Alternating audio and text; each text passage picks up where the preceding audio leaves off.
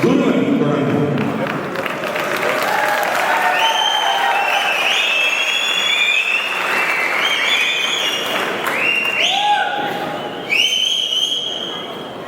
அனைவருக்கும். கட்சியில ஆரம்ப கட்டணம் 2010-11 சேர்ந்து இயங்குற போது எந்நேரமும் கட்சி பற்றிய சிந்தனை இருக்கு. தொடர்ச்சியாக வேலை செய்வோம். அண்ணன் இந்த வேலைகளை செய்ய வேண்டும் என்று சொல்வார், அந்த வேலைகளை செய்வோம். கட்சியை வளர்ப்பதற்கான வேலைகள், போராட்டங்களை நடத்துவது, கொடியேற்றுவது, ஆர்ப்பாட்டம் தொடர்ச்சியாக நடந்துட்டே இருக்கு. என்னதான் வேலை செஞ்சாலும் அந்த வயசுல ஒரு துடுக்குத்தனம், பம்புடுக்கிறது, பேஸ்புக்ல கருத்து சொல்றது, எடுக்கிறது, ட்விட்டர்ல சட்டம் போடுறது, அதை எங்க சட்டம் எல்லாருக்கும் பண்ணுவோம். நான் பண்ணுவேன், துரை பண்ணுவாப்புல, நாகாவது பரவாயில்ல. எங்க ஆளு செந்தில் நாங்கள் ஜெர்மன்ல இருந்தாப்புல, இஸ்ரேல்ல அங்க இருந்து சிலையை உட பண்ணாப்புல. எல்லாரும் அண்ணன் பஞ்சாயத்து வச்சுட்டாங்க. ஜெர்மன்ல இருந்து சிலையை உடப்பாங்க, இங்க இல்லையடா அப்படின்னு சொல்லி அப்புறம் எனக்கு செந்தில் சண்டை. இந்த மாதிரி தொடர்ச்சியா சண்டை நடந்துட்டே இருக்கு.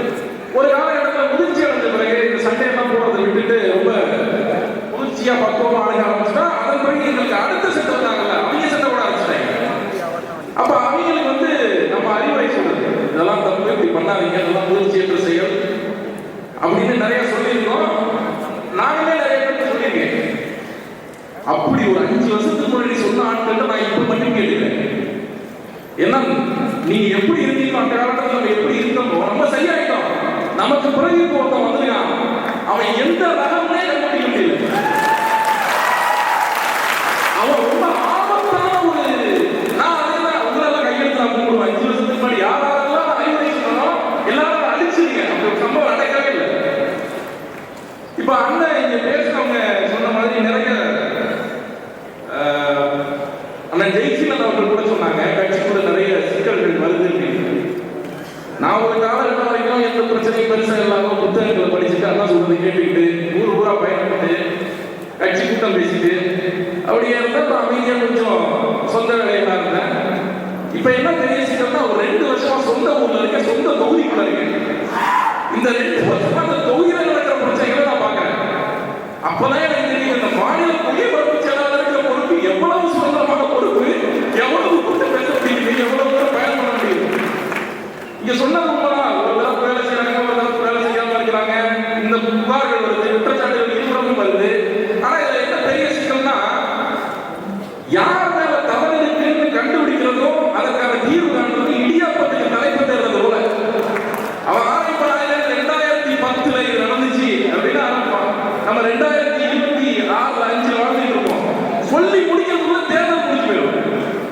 இப்ப இதெல்லாம் தீர்க்கமா விசாரிச்சு சொல்லி இதுல இன்னொரு கேட்டகரி இருக்கு. 2 கேட்டகரி பத்தி என்ன ஜெயிச்சு சொன்னாங்க. ஒருத்தவங்க வேலை பார்க்கறவங்க, ஒருத்தவங்க வேலை பார்க்கற மாதிரி நடிக்கிறவங்க, அல்லது வேலை பார்க்கறவங்க சொல்றவங்க, அண்ணன் சொல்றவங்க. நடுவுல ஒரு குழு இருக்காங்க. எப்படியாவது வேலை பார்த்து செஞ்சு தொலைங்கடா, அந்த பிரச்சனையை முடிச்சு தொலைங்கடா, கட்சி எங்கடா, தேர்தல் வருதா, இந்த மாதிரி ஒரு குழு இருக்கு. எப்படியாவது இந்த முடிவு வரல அப்படின்னு சொல்லி. ஆக இந்த மாதிரியான நிறைய சிக்கல்கள் இருக்கு நமக்கு. நான் வேணா ஒண்ணு பண்ணலாம், வர வழியில கூட வெளியில நிறைய 2 பக்கம் சேர்ந்து நிறைய பேர் உட்கார்ந்துருந்தாங்க. எனக்கு ரொம்ப புதுசா இருந்துச்சு. நான் உணர்ந்து சொல்றதுனால எனக்கு புதுசா இருந்துச்சு, வேற ஒன்றும் இல்லை. அந்த மாதிரி ஆட்கள் நம்ம பண்ணுவோம். எந்தெந்த தொகுதிகளுக்கு சிக்கல் இருக்கோ அந்த தொகுதிகளுக்கு ஒரு போர் நிறுத்த ஒப்பந்தம் மாதிரி ஒன்று தயார் பண்ணுவோம். அந்த தொகுதியில கையெழுத்து போட்டு போயிட்டு வேலையை பண்ணுவோம். அதுக்கு மேல எந்த சிக்கலும் தேவை. ஏன்னா ஒரு நாட்கள் மிக குறைவா இருக்கு, தேர்தலுக்கு நேரம் மிக குறைவா இருக்கு. மிக தீவிரமாக வேலை பார்க்க வேண்டிய ஒரு நிர்பந்தத்தில் நாம் இருக்கிறோம். நம்மை சூழ்ந்து எதிரிகள் சூழ்ந்து இருக்கிறார்கள்.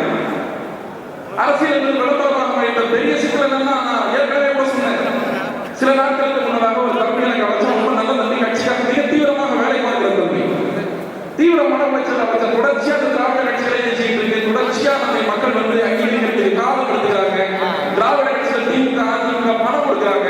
இதையெல்லாம் தாண்டி நம்ம எப்படி வெல்றது? திமுக அதிமுக பணம் கொடுக்கிற போது ஒண்ணு திமுக, இல்லைன்னா அதிமுக, ஒண்ணு 1000 ரூபாய், இல்லைன்னா 2000 ரூபாய், இந்த மாதிரி மக்களுக்கு கிடைக்கக்கூடிய ஆப்ஷன் புரியுது.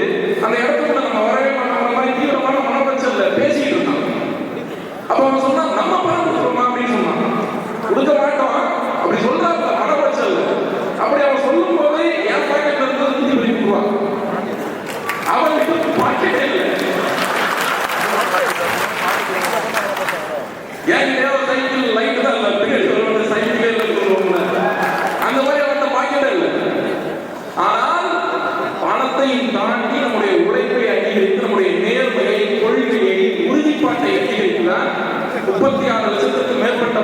அவரை அங்கீகரித்திருக்கிறார்கள். அத்தனை வாக்கு மதிப்பு மிக்க வாக்கு, அத்தனை வாக்கு மதிப்பு மிக்க வாக்கு. தொடர்ச்சியாக அரசு என்பது விளம்பரம் ஏற்படுத்தப்பட்டது. தொடர்ச்சியாக புதியவர் வந்திருக்கிறார்கள். ஜனநாயகம் யாரும் போனாலும் கட்சி தொடங்கலாம், அது பிரச்சனை இல்லை. ஆனால் அவருடைய கொள்கை எப்படி இருக்கிறது என்பது மிக முக்கியம். திமுக விளம்பரம் செய்கிறது, அதிமுக விளம்பரம் செய்கிறது. திமுக விளம்பரம் செய்வது அவருக்கு பிரச்சனை இல்லை. அவரை கிளம்பி அவர் தயாராகி எல்லா அலங்காரங்களையும் முடிச்சுட்டு வெளியில வந்து மக்களை சந்திக்கிறதுக்குள்ள ஒரு காலம் ஓடியும் அவருக்கு பிரச்சனை இல்லை. சுரந்தவர்கள் சொன்னது போல அதிமுக பிராண்டிங் தான் தெரியாது. அவன் பங்களாதேஷ் இருந்தா பாலதேசம் படிக்கிறாள் அதிமுக, அவனுக்கு அந்த விஷயமே என்ன தெரியாது. அதனால அவருக்கு பிரச்சனை இல்லை. இப்ப இன்னொரு புதிய ஒருவர் வந்திருக்காரு, ஒரு பிராண்ட் சொல்றாங்க, பெரிய நடிகர்கள் சொல்றாங்க, கூட்டம் கூடுன்னு சொல்றாங்க. நான் மிக தெளிவாக சொல்றேன், மதிப்பிற்குரியவர்களே, நம்மிடத்தில் இந்த பிராண்டை தவிர உலகத்தில் எந்த இந்த brand equal to Che Guevara, இந்த brand equal to Fidel Castro, இந்த பிராண்ட் மாசேக்கு விட்டு மாவோவே தெரியாது. இதுதான் பிராண்ட். பிரபாகரன் தான் பிராண்ட், சீமான் தான் பிராண்ட். வர தேர்தலில் வெற்றியாக உடைப்போம். வெற்றியோடு மீண்டும் கூட்டத்தில் சந்திப்போம். நன்றி. தொடர்ந்து